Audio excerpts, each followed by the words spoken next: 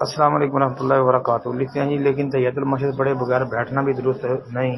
ایک بندہ 4 سنت پڑھنا تحیۃ المسجد نہیں پڑھتا تو کیا وہ اس حکم کے خلاف نہیں جو نبی علیہ السلام نے دیا 2 رکعت کا؟ مطلب بھائی جب اس نے آ کے وہ رکعتیں ادا کر لی ہیں تو اب اس کو الگ سے تحیۃ المسجد پڑھنے کی ضرورت نہیں ہے، وہ اسی میں آ گئی ہے نا. اب دیکھو نا، اگر یہ بات ہے تو بندہ ایک فجر کی سنتیں گھر میں ادا نہیں کرتا، مسجد میں آتا ہے، تو جب مسجد میں آ کے اس نے فجر کی سنتیں ادا کی ہیں تو کیا وہ الگ سے تحیۃ المسجد پڑھے گا؟ کبھی دیکھا ہے یا کبھی کسی سے سنا ہے؟ نہیں پڑھے گا. ہاں اگر وہ سنتیں گھر میں ادا کر کے مسجد میں آئے اور ابھی جماعت کھڑی ہونے میں وقت ہو تو پھر وہ تحیۃ المسجد کی 2 رکعتیں پڑھے بغیر نہیں بیٹھ سکتا جی. اور اگر وہ مسجد میں آ کر سنتیں ادا کرتا ہے پھر الگ سے وہ مسجد کی 2 رکعتیں نہیں پڑھے گا. تو یہی بات ہے، سمجھے بات. السلام علیکم.